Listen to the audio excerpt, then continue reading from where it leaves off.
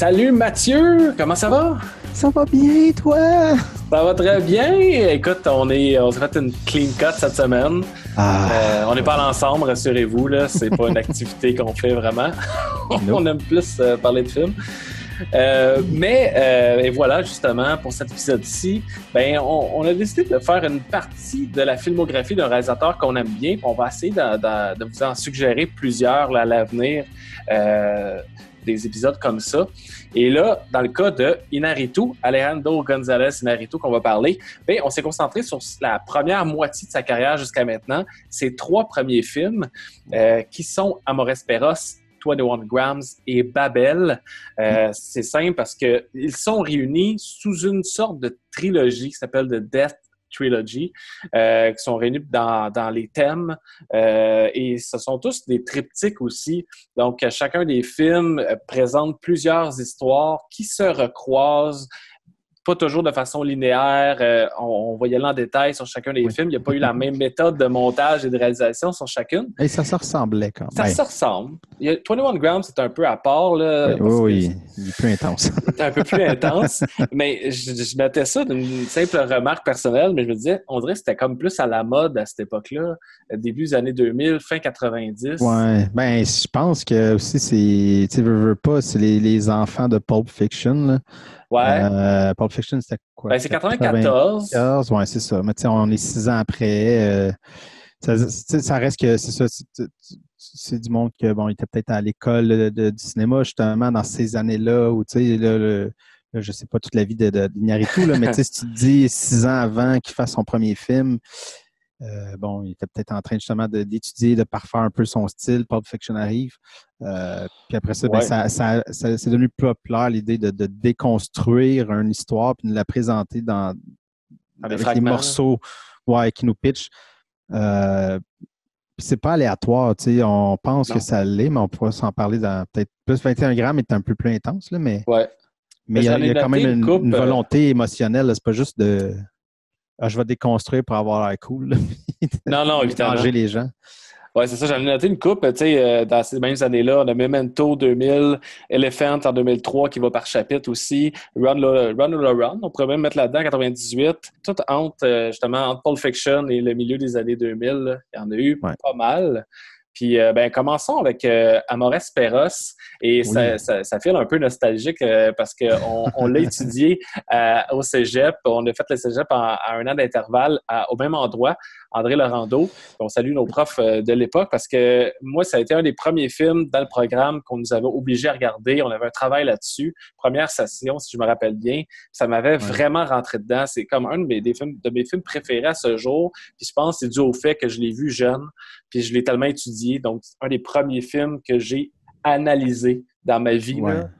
Fait que ça m'est resté pas mal. Puis c'est pour ça que ça a une place particulière. Puis pour l'avoir réécouté cette semaine, je trouve ça tout aussi bon. Ça a bien vieilli et ça célèbre ses 20 ans cette année. Donc, toujours aussi puissant quand même comme film. Et premier film de la carrière de Alejandro González Iñárritu. C'est quand même assez impressionnant. Ouais, puis je pense que c'était comme un bon choix à l'époque qui nous donne ce film-là.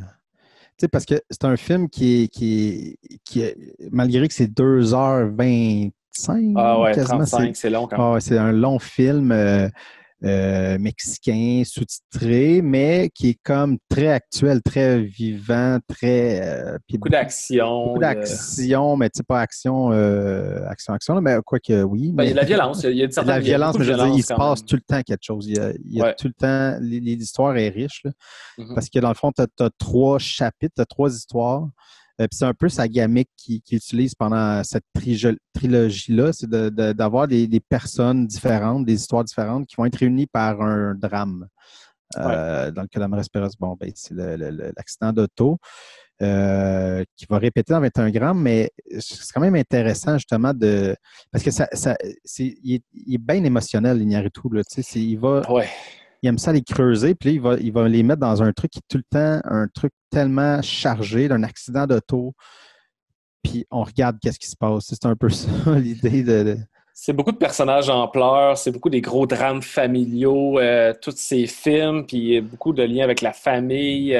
Là, c'est plus les couples, beaucoup d'Amores Perros. Là, t'as beaucoup, chacun des chapitres sont divisés en en duo, en fait. Le premier, je n'ai pas tous les noms, mais c'est le personnage... Octavio et Susanna, c'est le ça. premier, qui Deuxième... représente la classe moyenne.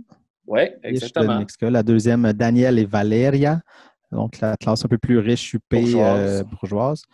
Et El Chivo et Maru, mais eux, c'est père-fils, père-fille, excuse-moi. Père-fille. On voit surtout El Chivo, mais bon, lui, le père qui a abandonné sa famille il y a longtemps, qui est devenu qui a été un vagabond dans la rue avec plein de chiens et qui tente de réparer les erreurs du passé là, en reconnectant avec sa fille suite à la mort de son ex-femme, de la mère de sa fille.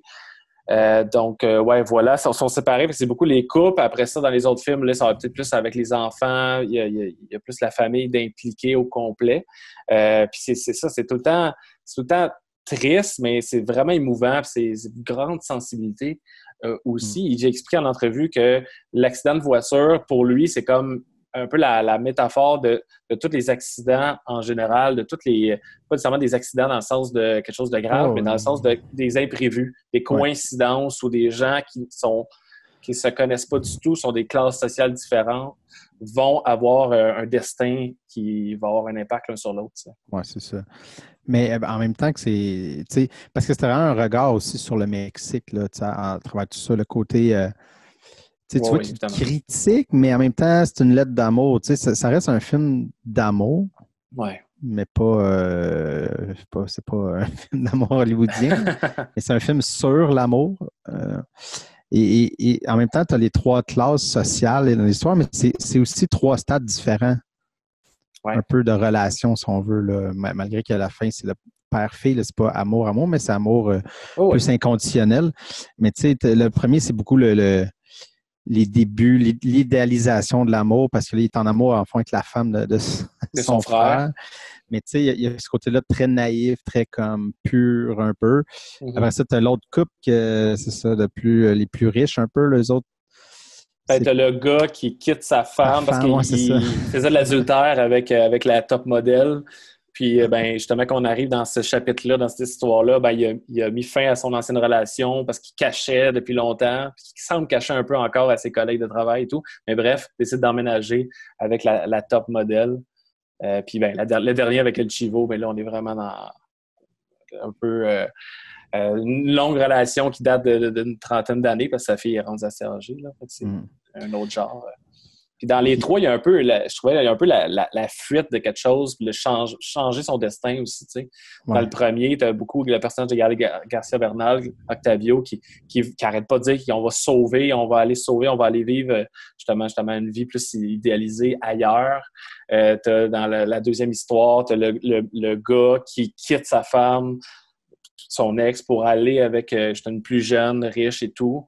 Et dans le troisième, t'as l'homme qui veut justement, qui veut sortir de la rue un peu, renouer, puis là, il va se raser, changer son mode de vie un peu. Là. Ouais. Puis, mais au niveau du style, tu sais, la caméra, ce qui est le fun de Iñárritu, puis quand j'ai rechecké, parce que là, ma respect ça fait longtemps, mais je les spot-checké un peu tantôt, puis des fois, je disais, ah ouais, tu sais, là, je revoyais des shots qu'il fait encore dans Revenant, tu sais, puis dans Birdman, Birdman aussi, là, c'est un autre gamique, on en reparlera, mais il y a beaucoup de contraste entre les wide angle et close-up. Clac, clac. Ouais, dans Babel, il fait beaucoup ça. C'est le fun. Babel, 21 grammes, tu sais, caméra épaule, c'est très gritty. Il veut qu'on soit là puis qu'on sente qu'on est dans la patente. Là, c'est comme, c'est nerveux. Il rajoute beaucoup de nervosité. Dès qu'il y a de la violence, c'est le cas. Dès qu'il y a de la violence, là, la caméra est énormément shaky, très close, gros close-up, beaucoup. Là.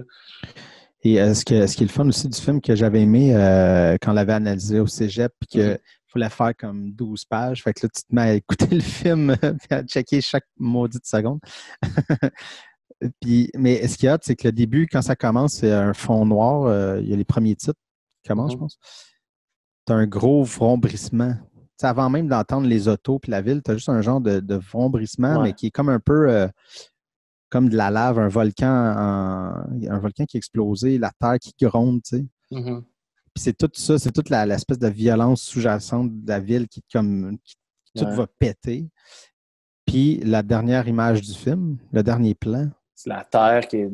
c'est la Terre noire, la Terre noire. brûlée, comme le ciel chivo qui marche vers l'horizon. C'est comme l'espèce de renaissance après toute cette violence, tout fini. Il finit sur une note d'espoir qui est quand même assez intéressante. Mais je trouvais que c'était hot, ça bouclait l'idée de le volcan qui a pété, puis après ça, ben, l'homme qui marche sur les cendres, puis qui... Oui, exact. Puis j'en profite pour parler parce que justement, la première scène, c'est la poursuite de voiture avec le chien qui vient de se faire tirer à l'arrière, puis les deux gars, puis ils ont fait une erreur, puis ils se font poursuivre. C'est super, c'est très intense. On rentre dans une intensité. Mais comme c'est 3 histoires, cette scène-là, elle revient plus tard dans le film parce qu'on vient en arrière, on repasse l'histoire au complet. Puis quand on y revient, c'est sensiblement les mêmes shots, mais c'est vraiment au niveau du son qu'il y a comme essayé de le faire vivre différemment. Il y a beaucoup de sons. Après ça, t'as quasiment des silences. Avec la musique, beaucoup, là. Et il nous la fait vivre différemment, avec quasiment une intensité. Tu pensais que c'était intense, mais ça l'est encore plus. Parce que, Noé, tu connais tous les détails de cette scène-là. Tu sais comment ça va finir. Fait que je trouvais ça le fun qu'il la montre tout de même, mais d'une façon différente. Oui, c'est brillant comme ça. Il y a pas de... Tu sens pas la... Parce que il y aurait techniquement, aussi... ça devait être moins cher aussi à faire. Là, ouais, probablement. Mais il y aurait pu aussi nous la redonner telle quelle. Ouais, mais peut-être telle quelle ou plus courte, parce qu'on l'a vu, mais il décide de le faire revivre. Mais je pense qu'il y avait un petit peu aussi côté show-off, là, puis de s'amuser avec le son, parce qu'il l'a fait beaucoup dans sa carrière, là, mais le mixage, j'aime ça. Là, dans le truc sur le 11 septembre, là, qui est carrément un essai de montage et de mixage sonore. Là. Fait que c'est déjà là, tu vois, il testait ça. Je vais refaire la même scène, mais si je joue avec le son, on va le filer différemment. Oui, c'est ça. Ce qui était intéressant. On ne l'a pas mentionné, mais les 3 films sont scénarisés par Guillermo Arriaga, qui ont été vraiment assez proches. C'est le même directeur photo aussi. Rodrigo Prieto, qui par la suite a fait quand même Beautiful avec Inarritu, et il est connu aussi pour des films avec Scorsese comme Wolf of Wall Street, Irishman. Il a fait 8 Miles, 25th Hours de Spike Lee aussi. Puis il y a une grosse fiche, là, Brokeback Mountain et tout. Ouais. Puis Arriaga, c'est ça. Il a gagné à Cannes meilleur scénario, mais pour pas un film d'Iñárritu. Ah, c'est l'autre. C'est son autre, The Three Burials of Melquiades Estrada, qui est super bon avec Tom Lee Jones. Il avait gagné meilleur scénario. Là. OK. C'est ça. On parlait il aurait pu gagner avec les 3 autres. Ben oui, certainement. On en parlait avant qu'on commence, mais ce scénariste-là qui a un peu disparu par la suite. Ouais, il a fait d'autres choses, mais surtout des short films. Ouais. Moi, je lisais qu'il s'était pogné avec Inarritu à la fin de Babel. Ça l'a mis fin à leur collaboration. Ils n'ont plus jamais collaboré ensemble. Puis même qu'Inarritu s'est mis à écrire ses films par la suite, là, avec d'autres, là, mais... c'est ça, je pense qu'il ne s'entendait pas sur le crédit, à qui le crédit revenait des films. Pour lui, l'idée de Arriaga, c'était comme le réalisateur et le scénariste sont au même pied d'égalité. Je pense que c'est quelque chose que Inarritu ne trippait pas. Puis, je sais pas comment ça s'est concrétisé, mais je pense qu'il a même banni de Cannes. Je sais pas de quelle façon, mais il voulait pas qu'il soit là à Cannes à la première de Babel en 2006. Ça a mis fin à... C'est dommage parce que c'est tout un scénariste. Là, Ah oui, mais il avait gagné pour le Three Burials, c'était l'année avant Babel. Ouais. Peut-être que ça y a monté en tête. Peut-être. Ça doit être ça. Ça se peut. Moi, j'ai gagné. Mais c'est ça, la manière que c'est découpé à Morespera, parce que c'est vraiment par chapitre, une histoire à la fois, mais on a des flashs de toutes les histoires tout au long du film. Fait que dans le premier tiers, on a des flashs des 2 histoires qui vont s'en venir. Et ainsi de suite, on en a des fois là, dans la 3e histoire. On voit encore Gaël Garcia Bernal aux funérailles de son frère qui s'est fait abattre, des trucs comme ça. Fait que ils se croisent, mais c'est quand même plus découpé que 21 Grams quand même. Je sais pas si c'est parce que c'est ça. Ça m'a amené, c'est que découper une histoire, ça devient dangereux. Là, Ben oui, c'est ça. Puis il y a aussi des mettre comme côte à côte sans jamais faire d'écho à un à l'autre. Ça aurait été comme voir justement 3 films différents. Ben, ils sont liés, mais là, je trouve que c'était plus homogène. Mais en même temps qu'ils appellent par les noms de personnes, ça reste que c'est un peu le avant, pendant, après, grosso modo, là, dans le sens que avant, Octavio et Susanna, on voit avant l'accident, mais on voit aussi l'avant des autres. Mais après ça, il y a l'accident, mais là, Valérie, dans le fond, la voit après l'accident, là, qu'elle a la jambe. Ouais. C'est ça. Fait qu'il y a ça aussi là, dans l'effet. Fait que c'est pour ça qu'on revoit aussi dans le Octavio et El Chivo aux autres moments. Mm-hmm. Mais ouais. Puis contrairement, puis là, on peut passer tranquillement à 21 Grams, mais qui là il a mis la machette là, dans le film. Là. Je me rappelais pas à quel point c'était rythmé comme ça, puis qu'il y a des back and forth, puis ça joue beaucoup là, avec la temporalité. C'est vraiment juste assez pour t'accrocher et comprendre, puis c'est juste assez pour être tout de même surpris quand arrivent certains moments clés du film. Ah ouais, puis moi, ce film-là, tu vois, c'est 2003. Ouais. Je pense que je l'avais vu en DVD, fait que c'était peut-être 2004. J'avais capoté. J'avais tellement... écoute, j'avais pleuré, là, je me rappelle. Tu sais, on a 3 performances complètement folles, les 3 acteurs, donc Sean Penn, Benicio del Toro puis Naomi Watts. Incroyable, les 3. Puis, tu sais, c'est quasiment son plus émotionnel aussi. C'est comme, il aime ça, il est très émotionnel, Iñárritu, mais là, on dirait qu'il, je sais pas si c'est le fait qu'il est arrivé aux États-Unis, fait que je sais pas à quel point il était à l'aise. Il était peut-être un peu fébrile, puis il est arrivé devant 3 acteurs qui étaient prêts à aller au bout de l'affaire, puis il allait à fond dans l'émotion, puis fait que lui, c'est ça, on dirait que ça a tout a déboulé là-dedans. Moi, j'ai vu 21 grammes, dans le fond, avant Amores Perros. OK, pas moi. Ouais, c'est ça. J'ai vu dans l'ordre, sont sortis. J'avais complètement capoté, c'est ça. Le fait de vivre cette histoire-là de manière tellement déconstruite. Puis le fait c'est que des fois, c'est ça, c'est qu'il joue avec notre tête, mais c'est tout le temps dans un optique de l'émotion, tu sais. C'est que des fois, on voit le futur, si on veut, le après, avant. Ce qui fait que quand on voit le avant, mais nous, on le sait, on a comme déjà, on sait une finalité, mais qui amène juste une émotion pour nous parce qu'on est comme précis. On voit, on a vu, on est déjà touché avant même que ça arrive. Fait que là, puis, tu sais, c'est que c'est comme si là, l'accident d'auto, parce qu'il aurait pris la gamique de l'accident d'auto, c'est comme si ça avait vraiment fragmenté tout ce pitch tout ce mélange, donc j'ai le terme en anglais, le guilt, les remords, les remords, la tristesse, l'idée de revanche, la colère, tout s'est pété dans un truc, puis c'est pour ça qu'on le voit tellement fragmenté. Oui, c'est un bon exemple quand on sait que Naomi Watts perd ses deux filles, son mari dans l'accident, puis plus tard, elle l'apprend par un médecin, mais nous, on le sait déjà. Mais même si tu le sais déjà, c'est pas une surprise, tu l'appréhendes en quelque part parce que tu vois elle heureuse dans une autre situation, qui s'est passée avant. Fait que tu te dis juste, oh my God, elle, son monde va shifter, là. Bientôt, là, ça va shifter. Fait que tu te dis, ah merde, puis ça build un peu. Puis quand ça le fait annoncer, puis même j'avais déjà vu le film, j'avais des frissons là, quand elle se met à pleurer. Puis c'est terrible là, comme drame, mais ça marche vraiment. T'sais.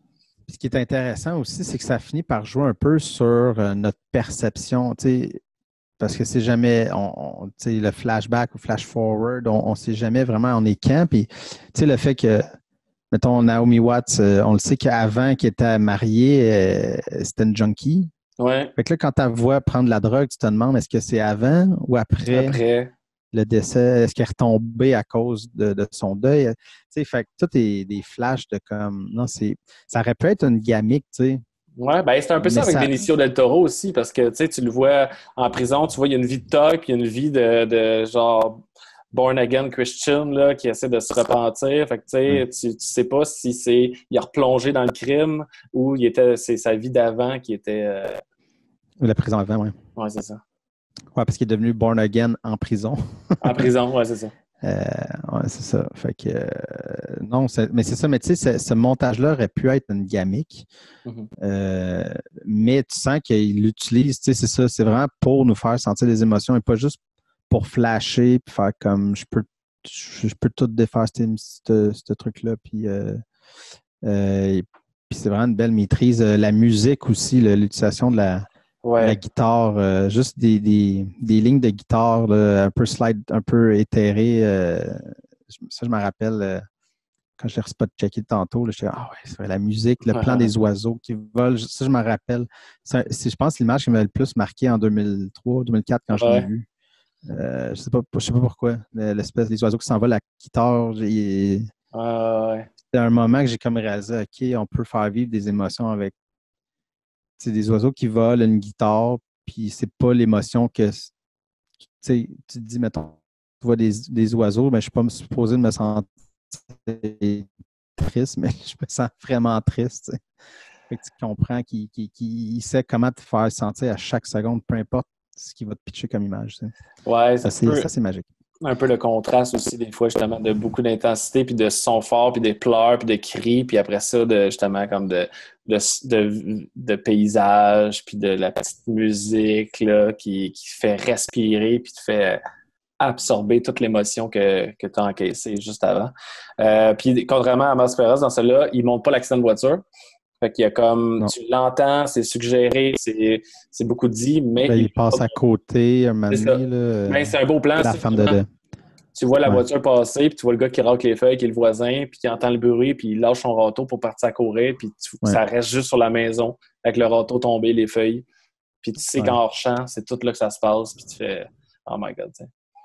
Je pense qu'il puis Amoris Perros qui était très violent, là, je pense qu'il était comme déjà que c'est très chargé émotionnellement, t'as pas besoin d'aller c'est ça. Mais tu sais, il y a un autre plan, je pense que c'est la femme du personnage de Benicio del Toro, là, est avec Melissa Leo. Ouais, Melissa Leo, elle passe en auto quand il y a l'accident, puis elle est juste comme on voit juste comme l'ambulance. Mais tu sais, tout est comme on voit pas vraiment ce qui s'est passé. Mais, non, c'est ça, on voit des corps. C'est intéressant. Ouais, sur le sol. Ouais, non, exact. Ouais, ça. Puis la dernière. Ouais. Non, vas-y. Non, c'était juste pour dire que j'ai vraiment comme plus aimé. Le souvenir était très petit. Il y a plein de choses que je me souvenais pas. Puis à la limite, je m'étais dit, c'était peut-être le moins bon des trois. T'sais. Mais là, en les réécoutant, ça m'a vraiment frappé. Puis je l'aime encore plus, je pense, après l'avoir écouté. Ouais. Mais moi, c'est mon préféré parce que c'est vraiment lui que j'y vais en premier. Tu sais. Il y a quelque chose là qui vient plus me chercher peut-être que les autres. Mais ouais, je peux comprendre parce que je suis allé là un peu les critiques, puis il y a du monde, c'est ça, qui ont été un peu turné off par son montage bien intense. C'est sûr. Turné off, on s'entend, là, les critiques overall là, étaient très positives, mais que justement, c'est que tu as Amoris Perros qui est un peu plus moins éclaté, puis même Babel est un peu plus posé là, dans le truc. Fait que ouais, je peux comprendre là, l'idée derrière ça, mais moi, mais tu sais, moi, c'est ça, je me rends compte, plus ça va, plus tu sais, en vieillissant, on apprend à se connaître. Hein? Puis c'est plus les films émotionnels, tu sais. Dès que ça a comme un core bien émotionnel, c'est là que ça va me chercher. Mais qu'est-ce que tu as pensé de la dernière image? La dernière image? Je sais pas si tu te rappelles, c'est la piscine, c'est comme une piscine vide. OK. J'essaie de me refaire jouer, mais ça ne fonctionne pas. Ouais. Je pense que c'est avant hier, je l'ai écouté, mais je n'arrive pas à me rappeler de la dernière image. Je me rappelle la première, parce que ça, c'est vraiment, on voit les Sean Penn puis Naomi Watts sur le lit. Ouais, c'est hyper lumineux. Super, ouais, très blanc. Mais la dernière image, en fait, est super gritty, bleuté, sombre. Okay. C'est comme une piscine de motel vide avec des pneus dedans. Je trouvais que justement, dans Amoris Perros, il était hyper positif à la fin. Puis là, il finit sur une dernière image vraiment comme dark. Puis comme, c'est ça, c'est un peu à quoi ça sert la vengeance aussi. Là, je pense que c'est le thème du truc. Là. On est rendu à Babel 2006 et c'est son troisième film, Inarritu, qui a reçu à Cannes le prix du meilleur réalisateur, premier Mexicain à avoir cet honneur-là. Et d'ailleurs aussi, premier Mexicain aux Oscars avoir été nominé comme meilleur réalisateur. Puis après ça, ben il y a eu Alfonso Cuarón, Guillermo del Toro, il y en a tous ceux-là dans les années 2010 là, ont pas mal dominé. Oh, moi, pas sur le labyrinthe, pas le labyrinthe, mais le Shape of Water. Ah, non, j'ai pas dit, j'ai rien dit. Donc, oui, Babel, que j'ai réécouté aussi, film qui a été un peu plus diffusé sur nos écrans, j'ai l'impression, là, parce qu'il y avait des vedettes. Brad Pitt, Cate Blanchett, c'est pas rien. Ça attire pas mal plus de monde. Gaël Garcia Bernal qui revient aussi. On a une jeune Ellie Fanning qui joue là-dedans. Encore une fois, 3 histoires. Ouais, j'avais oublié ça. Ouais, j'avais oublié. 3 histoires, cette fois-ci, c'est pas un accident de voiture qui les unit, mais plutôt un coup de feu. Donc, une arme, carrément, là, qui est vraiment un peu le lien de tout ça. On a le couple de Pitt et Blanchett qui sont au Maroc en voyage. En même moment, on a un homme qui se fait offrir un rifle, là, un fusil, qui la donne à ses 2 fils pour qu'ils s'occupent là, des chèvres, là, puis tout ça, du troupeau. Et eux, ils veulent tirer puis se prouver, tirer au loin en tirant sur des voitures. Finalement, tu sais, sur l'autobus où il y a Pitt et Blanchett, c'est Cate Blanchett qui, par la vitre, reçoit une balle comme un peu dans le cou épaule. Et voilà, c'est un peu la répercussion de ça, qui a une répercussion sur leurs enfants qui sont gardés par une gardienne mexicaine, mais qui doit aller au mariage de son fils au Mexique et qui décide de les amener. Et là, ça va un peu mal virer là-dessus. Et à l'autre bout, au Japon, on a aussi une autre histoire. Donc là, il a vraiment sorti ça des États-Unis et du Mexique. Il s'est mis à travers le monde. Au Japon, l'histoire, c'est le fusil. En fait, c'est là qu'est d'origine l'arme qui a été donnée. C'est un chasseur japonais qui a donné cette arme-là à un Marocain. Et on suit surtout Chieko, qui est une jeune sourde et muette, qui a un grand besoin là, d'affection. Là, puis il y a tout... le tiers du film se passe au Japon. Donc, c'est quand même assez ambitieux là, d'avoir essayé de mixer ça à travers plein de nationalités, à plein de différents pays et que ça tienne quand même la route. Moi, le film aurait pu s'appeler L'effet papillon. Oui, effectivement. Comme bien de ces films. Ben oui, mais là, c'est comme un Japonais donne un fusil à un Marocain, puis à cause de ça, une femme mexicaine va peut-être rater le mariage de son fils. Tu sais, c'est ça, il part dans un zigzag dans tout ça. Ouais. Je me rappelle que à la première écoute à l'époque, d'avoir aimé, mais pas tant capoté comparé aux 2 autres. On l'attendait plus aussi, celle-là. Oui, bien là, c'est ça. Là, c'est qu'on l'attendait. C'est le 3e film avec la gamique il y a un point central qui focus le truc. C'est fait que là, on le voit venir un peu dans son affaire. Ouais. Mais je pense que c'est plus une impression de moi, là, parce qu'avec le temps, le recul, je pense que ce film-là est très bon. Il est très bon, puis il est meilleur que comment je l'avais reçu à l'époque. C'est ça que je veux dire. Je parle que de moi là-dedans, mais puis peut-être que, parce que c'est moins, 21 grammes, c'était ça, c'était sale, c'était gritty, c'était dans... On plongeait, Babel aussi, je veux dire, c'est quand même émotionnel, mais c'est moins intense. Là, dans la direction photo, c'est plus clean aussi, c'est moins shaky, mais il garde quand même la caméra épaule, mais c'est un peu plus posé, comme tu disais avant. Là. Il y a vraiment un soin de faire. Puis, la direction photo est incroyable là, dans ce film-là. Là. Moi, je me rappelais encore du dernier plan qui est au Japon sur le balcon là, avec on zoom out là, pour voir toute la ville. Là. C'est impressionnant. Là. C'est super beau. Puis peu importe là, laquelle des histoires, là, les images sont super belles. Fait que là, tu vois, il a acquéri peut-être, là, puis avec son DOP, là, plus d'expérience, puis plus de moyens aussi là, pour faire les choses en grand. Là. Que ça soit moins trash un peu, même si les événements sont assez horribles aussi. Là. Ouais. Humainement, c'est dur. Je me rappelle aussi d'avoir capoté Brad Pitt. Il y a une scène qui m'a fait pleurer. Au téléphone? Au téléphone. Dans un minimalisme quand même. C'est pas la grosse truc, mais il y a quand même une simplicité dans les mots, dans le ton, tout ça, qui brise le cœur. Et Brad Pitt, c'est un nom qui revient tout le temps, mais c'est comme, il est là avec tous les grands réals, mais on dirait qu'il n'est pas pris au sérieux. Pas qu'il n'est pas pris au sérieux, mais il a tellement été placardé beau gosse en début de carrière que sur toutes les covers, tout ça, mais tu fais comme, Seigneur, il est tout le temps là, avec les grands réals. À chaque fois, il nail la performance. Oui, c'était avec Once Upon a Time in Hollywood qui gagne son Oscar, mais il aurait pu le gagner 13 ans avant avec Babel aussi. Là, comme tu dis au téléphone, moi, j'avais un souvenir clair de cette scène-là qui arrive très tard dans le film, presque à la fin. Et on a déjà entendu la conversation, mais du point de vue du fils au téléphone au début du film. Puis on l'entend, puis on sent qu'il pleure au bout du film, mais c'est quand tu vois vraiment de son point de vue à lui, au Maroc, quand il prend le téléphone, puis là, la caméra ne bouge pas, elle est juste sur lui. Puis là, tu le vois craquer carrément, puis mettre le téléphone vers le haut pour pas que son fils l'entende pleurer. Puis c'est ça.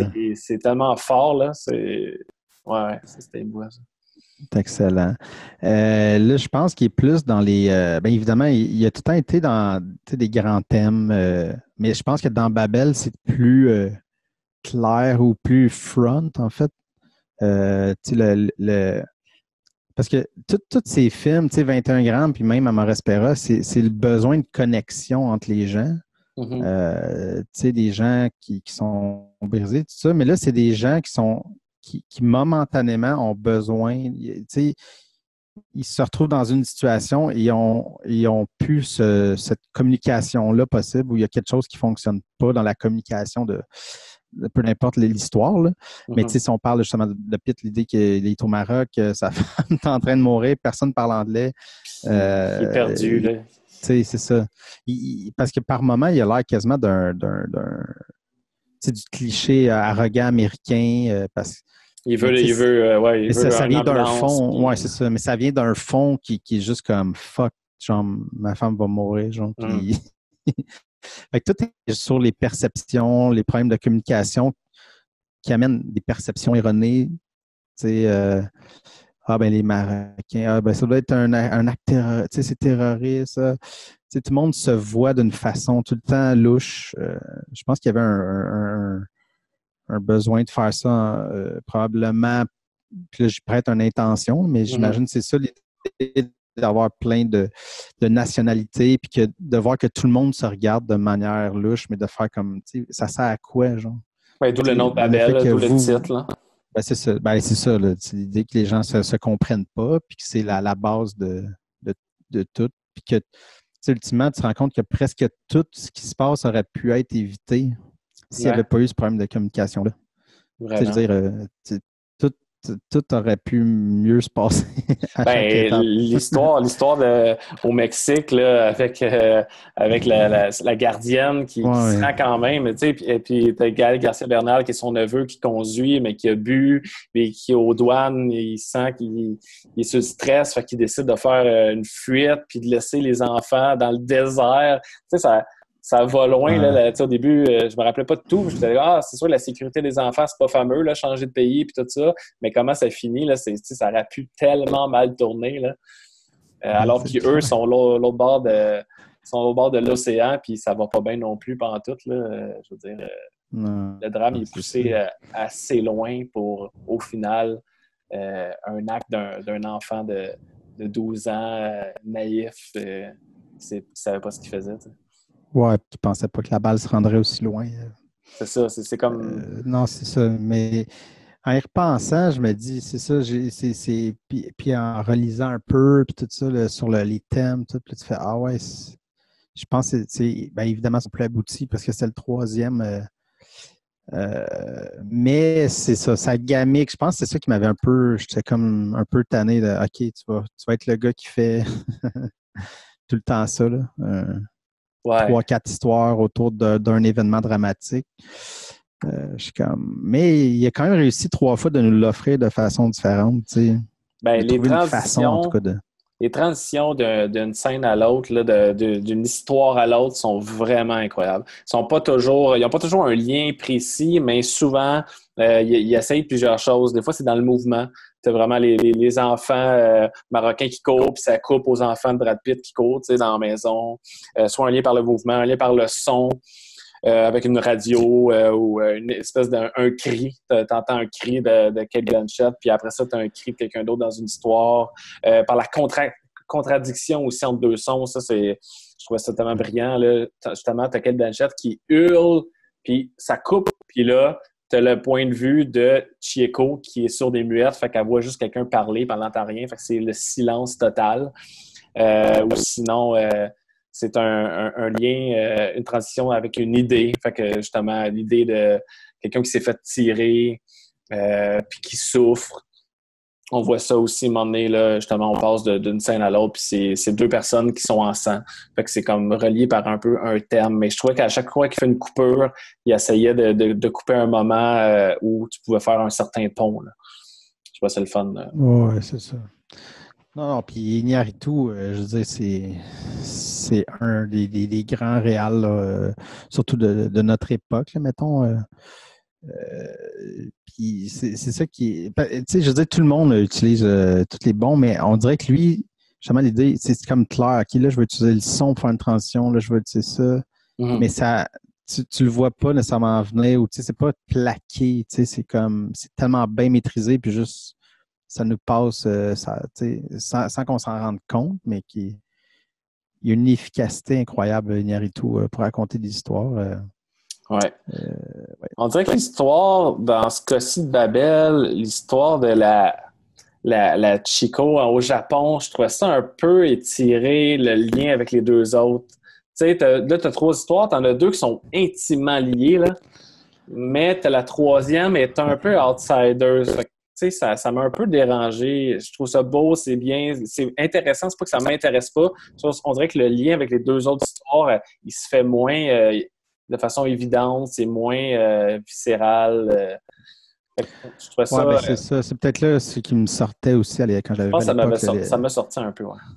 Ouais, parce que ça vient couper ben, c'est ça, je veux dire, le drame tellement viscéral que Brad Pitt vit. Fait que c'est sûr qu'on est tout le temps comme, OK, là, on est dans un truc bien intense, puis là, elle, ça l'est moins. Parce que c'est plus intérieur, son drame. Là. Fait que, ouais. Mais il y a des belles affaires qui se passent dans ce tiers-là du film. Là, justement, j'en glisse un mot, mais le fait qu'elle est sourde et muette, tout quand elle va dans un gros rave, gros party, de son point de vue à elle, qui est super silencieux. Ouais. C'est ça. Il a vraiment bien joué avec le son là-dessus pour nous faire vivre un petit peu son point de vue.